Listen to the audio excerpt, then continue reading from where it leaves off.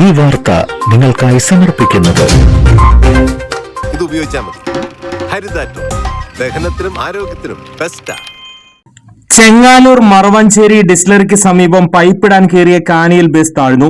തൃശൂരിൽ നിന്ന് മുപ്ലിയത്തേക്ക് പോയിരുന്ന സ്വകാര്യ ബസിന്റെ ഇടതുവശത്തെ ചക്രങ്ങളാണ് ചെളി നിറഞ്ഞ കാനയിൽ താഴ്ന്നത്. ബസ് താഴ്ന്നതോടെ യാത്രക്കാർ ബസിനുള്ളിൽ വീണു. വ്യാഴാഴ്ച വൈകിട്ട് 3-നായിരുന്നു സംഭവം.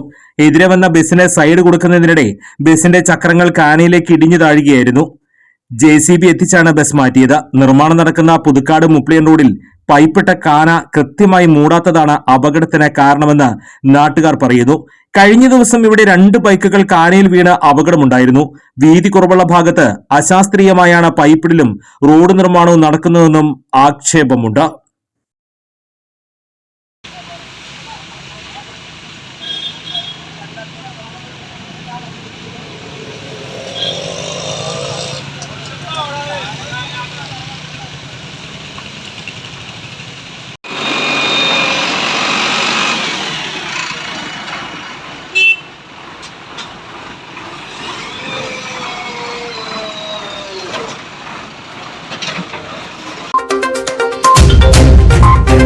ചിലതൊന്നും ചിലർക്കങ്ങോട്ട് ദഹിക്കത്തില്ല.